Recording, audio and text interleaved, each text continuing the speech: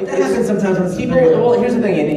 Like what Max was saying about a fan base is people who like anime care about voice actors, and people who play Western style video games or watch Western style animation, it's they could take it or leave it. Unless it's like one of the like stars. Unless it's like Nolan or one of those guys, they don't really pay attention to it. Sure. Yeah. So it's cool to be able to. It can be lonely. We spend times in our days in a silent box forever. So it's really good to get out of that box and meet the flesh and blood people who are actually watching this stuff. It's awesome. Yeah.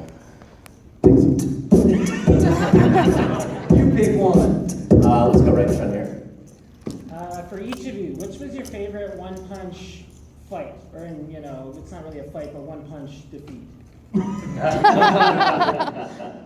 My all-time favorite is Crapulante. Yeah. My all-time favorite. That's going. Yeah.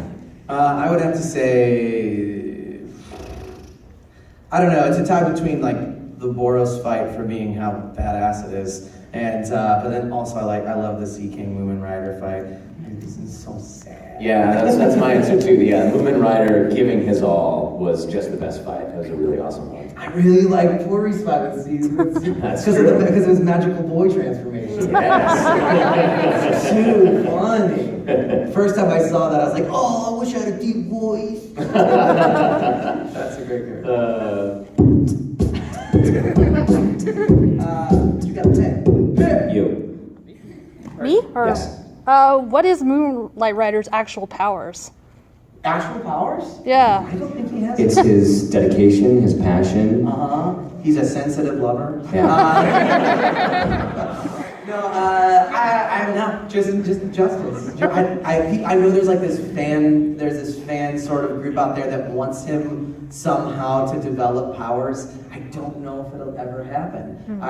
It would be interesting, but I think it might really hurt. Well, look, not everybody who's in that Deep Sea King battle who's just sitting there could be Moomin Rider if they wanted to, if they just got on a bike and fought for justice, but they don't. Yeah. Moomin Rider's power is he did it. Well, a big part of C-Class is that you have to do small acts of heroism every day. That's why he was always out rescuing the cat from the tree, or helping someone get their homework done. He enjoys that. Yeah, he enjoys it, and that's how he rose to the rank. Unlike everybody else who's like, oh, gotta do this just because I got, it's part of their obligations. Yeah. But no, he's like, where's the next cat I can save? Yeah. He seeks it out. And him getting his butt kicked by Hammerhead and all them, and getting the credit for it after Saitama's victory, just because he was there and willing to get his butt kicked, is what propels him to the top of the class. So that even says that even luck favors the kind.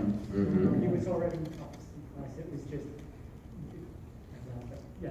No, commit, man, commit. You're in a safe place. Top of C class and they wanting to promote him To B class? B class, but he was like, no, I know I read.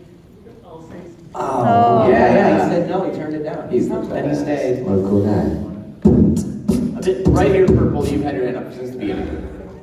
What's the most creepiest and scariest encounter you ever had with a fan at a convention? Oh. There was a fan that came up to me at Metro last year and said, why do English dubs suck? And I said, hey Robbie, this guy wants to know why English dubs suck. Robbie was like, well, That's because we come in right before every session, we come to the microphone and take a great big beep on it.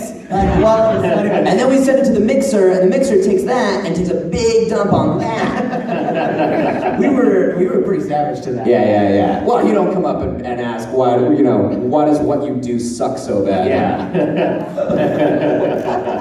That was pretty bad. It actually wasn't a fan, but it was my fan nightmare.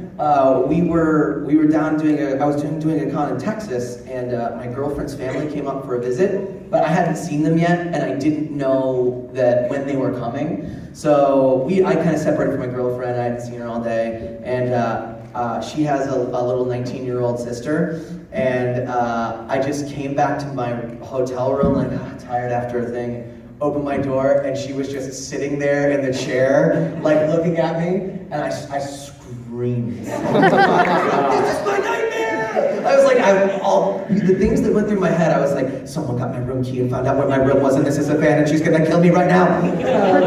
I was very scared. It was very scary. Yeah. One of the first times that we had done Lava, our show, our improv show, we had brought a fan up on stage, and he was a large fellow. Yes. You remember this man? He was tall, but not like just heavy set. He was a broad, large he was man. a Paul Bunyan. And he was not altogether there. Yeah. And he, Very nice. Very nice, very kind, and he did the suggestions really well. He was good on stage. But as he was leaving, he picks me up in a hug, like a mice and men style, picks me up and throws me onto the ground from a great height. Oh my I God. survived. But that was a terrifying, terrifying way to go. Yeah. Terrifying way to go, as if you actually died in that moment. This is all a dream. A Yeah. little piece of it. But let's flip it. What's your best fan experience? Mine was a big Sailor Moon fan girl guy was proposing to his girlfriend with the Sailor Moon themed diamond ring, and I signed the ring box. And then he proposed to her that night. She said no. Aw. Yes. My favorite moment was actually at a panel. A fan came up from the audience.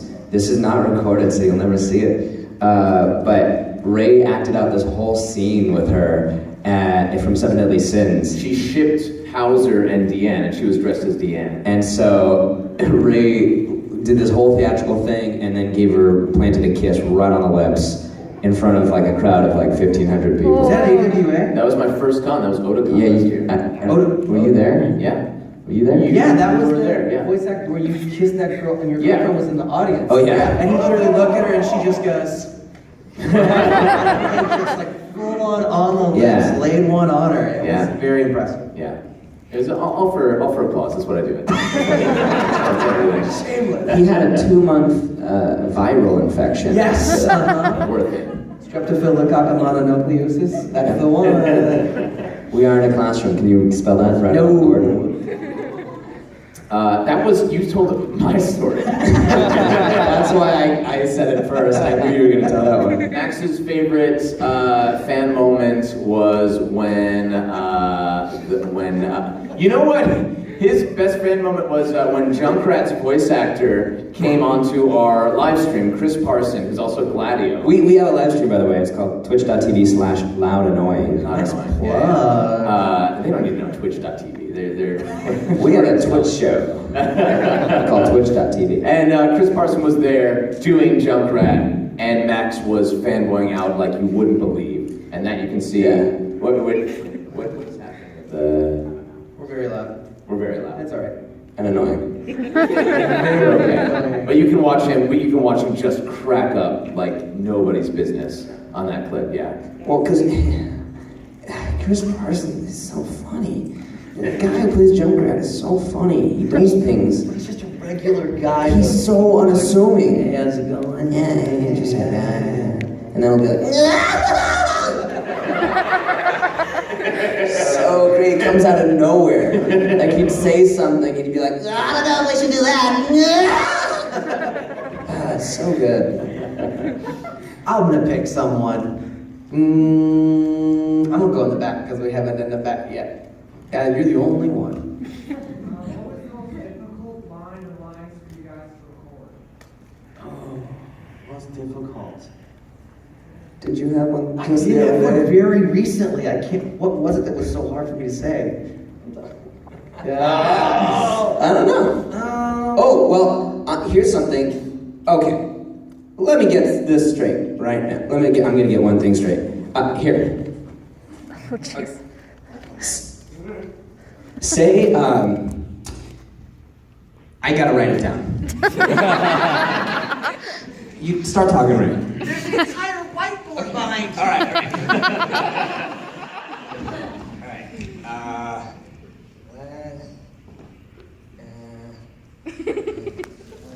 Talk. There's no way. You can't beat somebody writing on a board. You spelled it for sure. This is Let's the line. This is how we do it Experiment for real. with Okay. science. So don't say it. I guess we're gonna wait till Max says it. let's experiment with science. Okay. Let's experiment with science. I need a guy. Say it. Let's experiment with science. All right, Canada, you aren't saying it right. It's experiment. No, it's not. It's experiment. No. Experiment. That's how you say that word. No. Experiment. That's how you say that No, word. the proper way to say that word is experiment. Let's experiment with science. Now, I was in a session, and I said that maybe 17 times, and the director kept going, experiment. And I went, yeah, experiment. No, experiment. Yeah, let's experiment with science. And I could not get it. Likewise, I found out I was saying the word known wrong. I say, I would have known. Oh, that's Like weird. 2 syllables. And the first time I did that, I was supposed to be doing an English accent, and the director went, I see what you're doing. That's a good choice. But let's go with known. I would have known. That's funny, but it's not.